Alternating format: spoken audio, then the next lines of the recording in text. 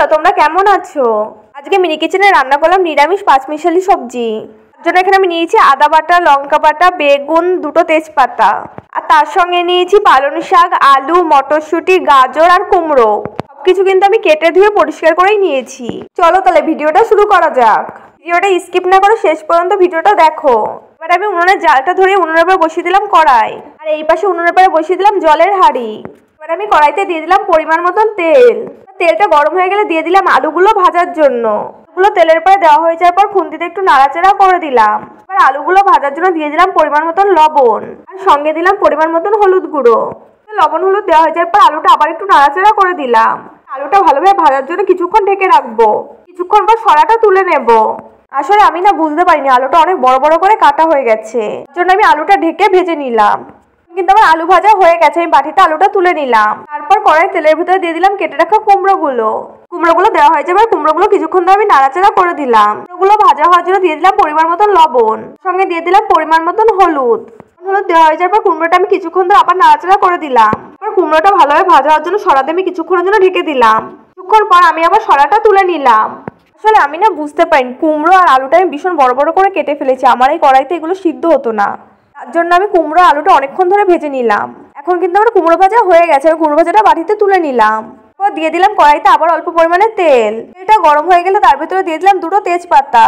তেজপাতা দেওয়া হয়ে যাবে। তেলের পরে দিয়ে দিলাম পাঁচফোড়নটা একটু সময় ধরে ভেজে নেব।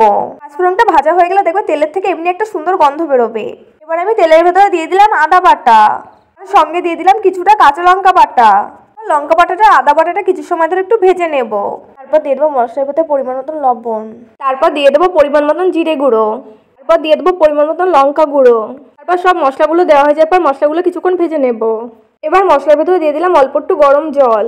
মশলাগুলো লেগে যাচ্ছিল তাই আমি অল্প একটু জল দিয়েছি। এবার মশলার ভেতরে দিয়ে দিলাম কেটে রাখা বেগুনগুলো দেওয়া হয়ে যাওয়ার পর বেগুনগুলো মশলার সাথে একটু খুন্তিতে নাড়াচাড়া করে দিলাম। তারপর মশলার ভেতরে দিয়ে দিলাম যে কুমড়ো আলুটা ভেজে রেখেছিলাম সেটা। কুমড়ো আর আলুটা মশলার সাথে কিছুক্ষণ ধরে ভালোভাবে কষিয়ে নেব। এবার কড়াইয়ের ভিতরে দিয়ে দিলাম কেটে রাখা পালং শাকগুলো দেওয়া হয়ে যাওয়ার পর দিয়ে দিলাম গাজর আর মটরশুঁটি। এখন কিন্তু সব সবজিগুলো দেওয়া হয়ে গেছে। এবার সবজিগুলো কিছুক্ষণ ধরে ভালোভাবে কষিয়ে নেব।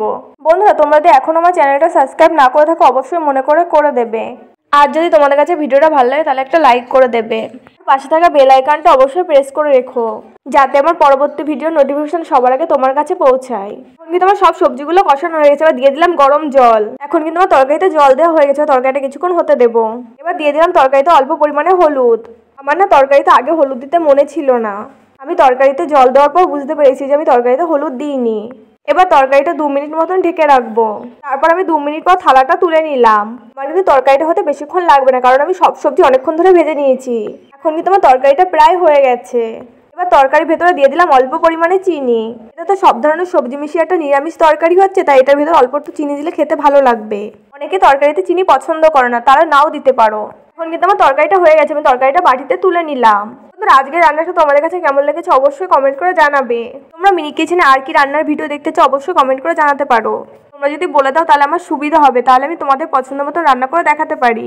ভিডিওটা ভালো লাগলে লাইক, কমেন্ট, সাবস্ক্রাইব, শেয়ার করতে একদম ভুলবে না।